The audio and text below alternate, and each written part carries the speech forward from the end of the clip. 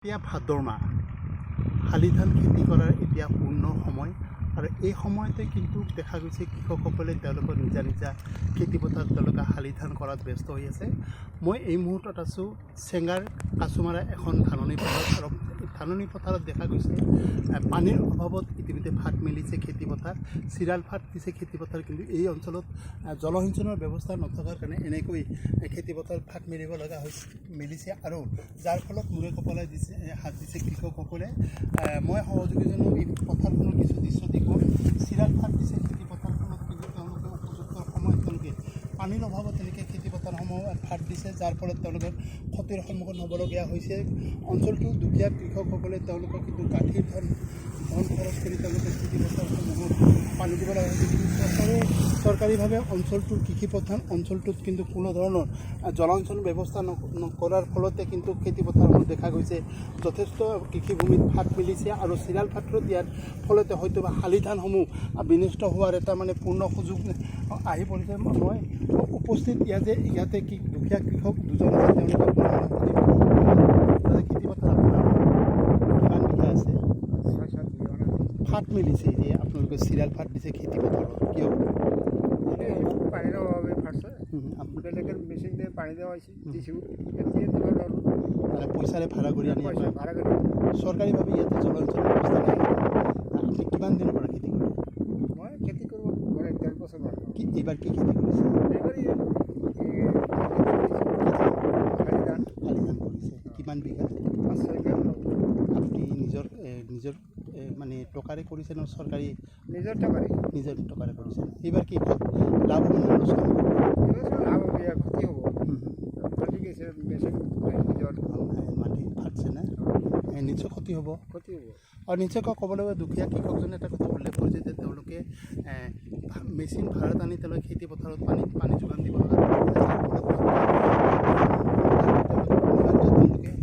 কৈছে যে চৰকাৰীভাৱে কোনো জলসিঞ্চনৰ ব্যৱস্থা নথকাৰ কাৰণে আজি হয়তো বা তেওঁলোকে ক্ষতিৰ সন্মুখীন হ'ব লগা হৈছে। চিৰাল ফাট দিছে তেওঁলোকৰ কৃষিভূমিত, কিন্তু চৰকাৰীভাৱে বৃহত্তৰ কৃষিপথাৰ অঞ্চলসমূহত আজিলৈকে কোনো জলসিঞ্চনৰ ব্যৱস্থা নথকাৰ কাৰণে বা নলা নৰ্দমাৰ জৰিয়তে পানী দিব পাৰিলে হয়তো বা অঞ্চলটোৰ খেতিপথাৰসমূহ ফাট মেলাৰ পৰা কিছু ৰেহাই পালে হয়। কিন্তু জলসিঞ্চনৰ ব্যৱস্থা নথকাৰ বাবেই খেতিপথাৰসমূহত এনেকৈ ধৰণৰ ফাট মেলিছে।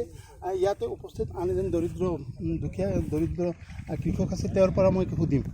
তাতে খেতিপথাৰ আপোনাৰ হয়? আমাৰ কিমান মান কৰিছে? আমাৰ 5 বিঘামান হ'ব। এই ফাট মেলিছে যে খেতিপথাৰত ফাট মেলিছে, এতিয়া পানীৰ অভাৱ, পানী দিব পৰা নাই।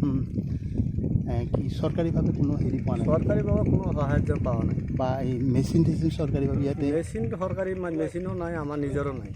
আপুনি কেনেকৈ পথাৰত পানী দিয়ে? এই বৰষুণৰ পানী দিয়ে, যদি বৰষুণ হয় এনেকৈ কৰিব পাৰি। বৰষুণ নহ'লে এনেকৈ খেতি আৰু যাব। তাৰমানে সম্পূৰ্ণ নিৰ্ভৰ বৰষুণৰ ওপৰত। সম্পূৰ্ণ নিৰ্ভৰ বৰষুণৰ ওপৰত। ইয়াতে কি চৰকাৰীভাৱে কোনো জলসিঞ্চনৰ ব্যৱস্থা কৰা নাই নেকি? নাই, কৰা নাই, একো কৰা নাই। একো কৰা নাই। নিশ্চয় আপোনাৰ ক্ষতিৰ সন্মুখীন হ'ব। ক্ষতি হৈয়ে আছে। আপুনি কি বেংকৰ পৰা লোন লৈ খেতিপথাৰ কৰিছে না নিজৰ পকেটৰ? বেংকৰ পৰা লোন লোৱা নাই, নিজৰো পইচা নাই, কিবা ঋণ ধাৰ কৰি আছোঁ।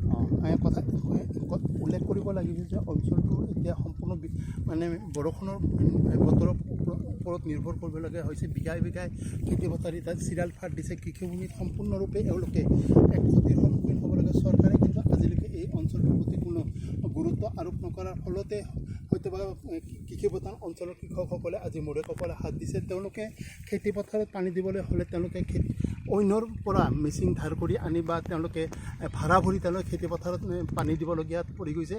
তেওঁলোকে কিন্তু এটা কথা উল্লেখ কৰিছে যে আমি খেতিপথাৰ কৰিলেও কিন্তু সম্পূৰ্ণ কৃষিৰ ওপৰত, বতৰৰ ওপৰত তেওঁলোকে নিৰ্ভৰ কৰিবলৈ, বৰষুণ পৰিলেহে তেওঁলোকৰ মনত এটা আশাৰ সঞ্চয় জাগি উঠে যে এইবাৰ এই বতৰত তেওঁলোকে হয়তো বৰষুণ দিলে তেওঁলোকৰ খেতিপথাৰ ভাল হৈ উঠিব। কিয়নো বৰষুণ নিদিলে কিন্তু তেওঁলোকে সম্পূৰ্ণ তেওঁলোকৰ শুকান খেতিপথাৰত চিৰাল ফাট মেলে খেতিপথাৰত। চৰকাৰে কিন্তু এইসকল কৃষকৰ প্ৰতি লক্ষ্য ৰাখি অঞ্চলটোৰ বৃহত্তৰ অঞ্চলটোৰ স্বাৰ্থৰ প্ৰতি লক্ষ্য ৰাখি হয়তো বা জলসিঞ্চনৰ ব্যৱস্থা কৰিলে নিশ্চয়কৈ কৃষিপ্ৰধান অঞ্চলৰ দৰিদ্ৰ কৃষকসকলে তেওঁলোকে সকাহ পাব আৰু তেওঁলোকে প্ৰতি বছৰে কৃষিভূমি কৰিলেও কিন্তু কৃষি পথাৰৰ পৰা তেওঁলোকে যথেষ্ট উন্নয়ন হ'ব বুলি বা লাভৱান হ'ব বুলি তেওঁলোকে উল্লেখ কৰিছে। বহুত দৰিদ্ৰ কৃষকে এই অঞ্চলটোত বিঘাই বিঘা খেতি কৰিলেও কিন্তু তেওঁলোকে ক্ষতিৰ সন্মুখীন হৈছে। কিয়নো চৰকাৰে এই অঞ্চলত আজিলৈকে কোনো জলসিঞ্চন ব্যৱস্থা কৰা নাই। অঞ্চলটোৰ প্ৰতি লক্ষ্য ৰাখি যদি চৰকাৰে জলসিঞ্চনৰ ব্যৱস্থা কৰে নিশ্চয়কৈ তেওঁলোকৰ খেতিৰ